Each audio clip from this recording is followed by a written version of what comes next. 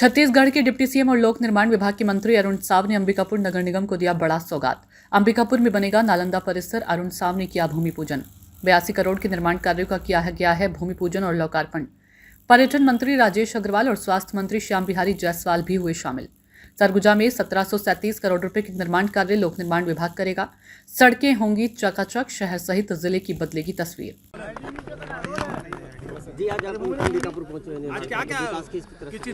आज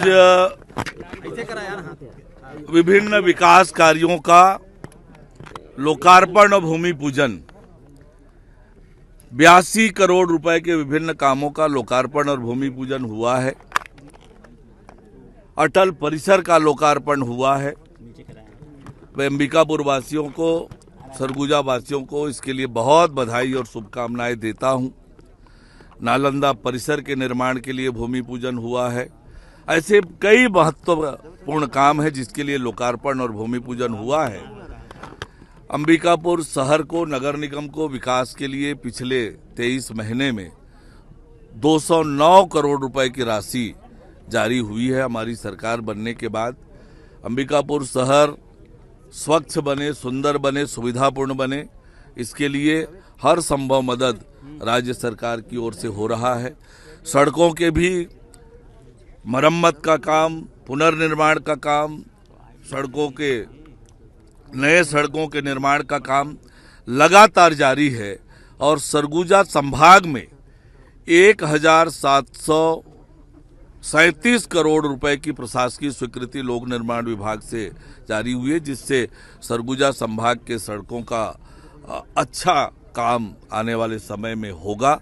हम प्रतिबद्ध हैं सरगुजा संभाग के सर्वांगीण विकास के लिए। उसके लिए राज्य सरकार पूरी तरह से काम कर रही है। एक बार फिर सरगुजा वासियों को, अंबिकापुर वासियों को बहुत बधाई, बहुत शुभकामनाएं। जन्मदिन के अवसर पर कुछ करना है, उसको बताएंगे। हमारी सरकार बनने के बाद सभी नगरीय निकायों में अटल परिसर के निर्माण का हमने निर्णय लिया है। बहुत सारे स्थानों पर अटल परिसर का निर्माण होकर लोकार्पण हो गया है। आने वाले 25 दिसंबर को राज्य के 100 से अधिक निकायों में एक साथ अटल परिसर का लोकार्पण होगा। आज जैसे अंबिकापुर के अटल परिसर का लोकार्पण हुआ है।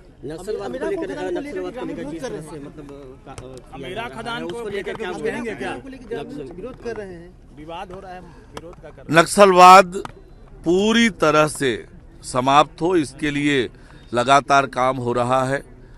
बड़े बड़े इनामी नक्सली भी सरेंडर कर रहे हैं या न्यूट्रलाइज हो रहे हैं। मार्च 2026 तक हमारा बस्तर भी पूरी तरह से नक्सल मुक्त होगा। जी, फिर से बता दीजिए।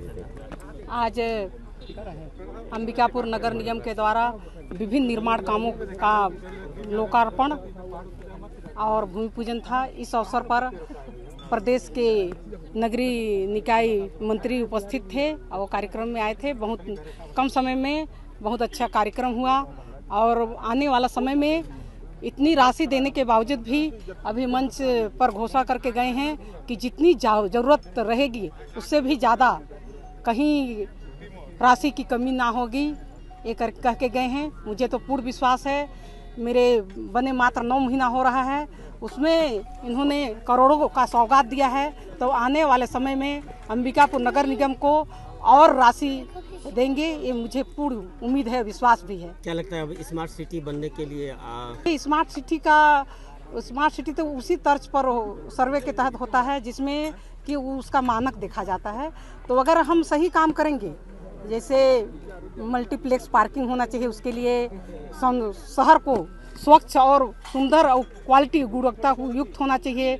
पार्किंग का और जो हरियाली है वो भी व्यवस्था होना चाहिए, तभी हम जो स्मार्ट सिटी की कल्पना करते हैं वो संभव है। तो उस तर्ज पे हम तो काम कर ही रहे हैं। राशि की कोई कमी नहीं है। अभी आपने मंच के माध्यम से ये भी देखा कि हमारे यशस्वी नगरीय मंत्री फिर से एक दिन के लिए टाइम दूंगा ये बोले हैं। हमको बोल के गए हैं, वादा करके गए हैं। आज तो कम टाइम दिए, आने वाला समय में फिर यहाँ भूमि पूजन करने आएंगे और लोकार्पण भी करने आएंगे और विधिवत और काम करवाएंगे हम। ठीक है।